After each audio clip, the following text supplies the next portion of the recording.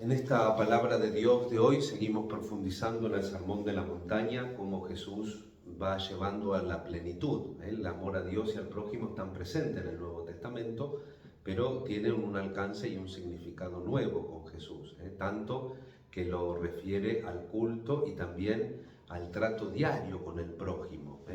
Nosotros a veces es cierto que la paciencia, según la personalidad de cada uno, puede fallar un poco más o menos, y es cierto que también hay hermanos y hermanas que tienen una particularidad que te hacen ejercitar bastante en el tema de la paciencia, por decirlo de alguna forma.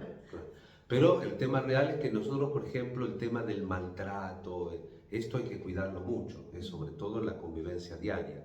Nosotros nos imaginamos a Jesús insultando a Judas, por ejemplo. Digamos, uno tiene que hacer esa composición de lugar. Y las palabras de Jesús en el Sermón de la Montaña, Él no vino a sacar o a poner una ley más estricta o menos estricta, el sentido pleno de la ley, ¿no? El sentido pleno de la ley entonces es tratar de la totalidad de la vida de la fe, referirla al amor, a la caridad, a la relación con Él y a través de Él a la relación con todos los hermanos. Y ese es un trabajo que, dada nuestra condición humana, dada nuestra forma de actuar, de pensar, tendríamos que tener muy en cuenta en las comunidades cristianas. Sabemos, y puede ser hasta una frase de estampita, una cosa que uno repite habitualmente, cuando leemos los hechos, miren cómo se aman, todo eso es bárbaro en el discurso, pero a veces me parece que hace agua un poquito en la vida real. Y entonces, si queremos de verdad llevar a plenitud la palabra de Dios, tenemos que hacer este ejercicio en nuestra vida.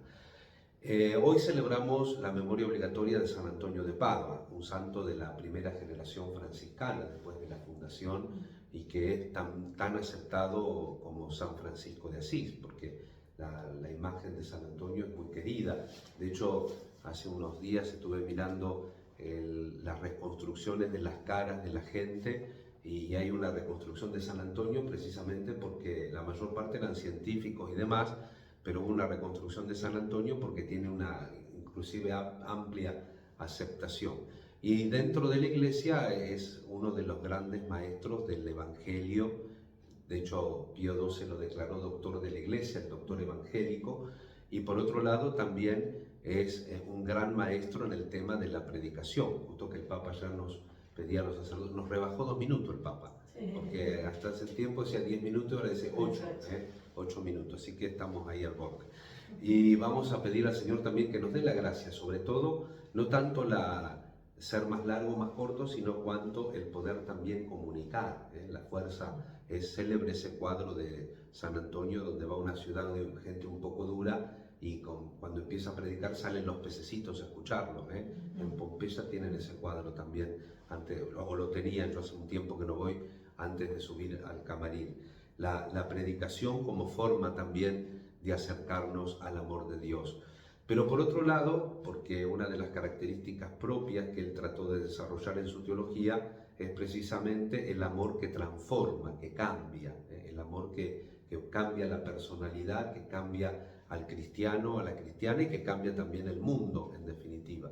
Y hay un tema de oración que lo relaciono con la primera lectura, con Elías. Vieron que Elías se encorva y pone casi el rostro entre sus manos y en tierra, esas posturas orientales de oración, que nosotros ahora en alguna cosa por ahí están poniendo algún tipo de postura oriental, pero el oriental también reza con el cuerpo, esa concentración. Se va al Monte Carmelo, de donde divisa esa nubecita del lado del Mediterráneo, que era de donde venían las lluvias para el lado de Palestina, y va descubriendo y va confiando en la oración. 7 veces va viendo, va insistiendo. De hecho, la carta a Santiago pone la oración de Elías como modelo de la oración perseverante y eficaz.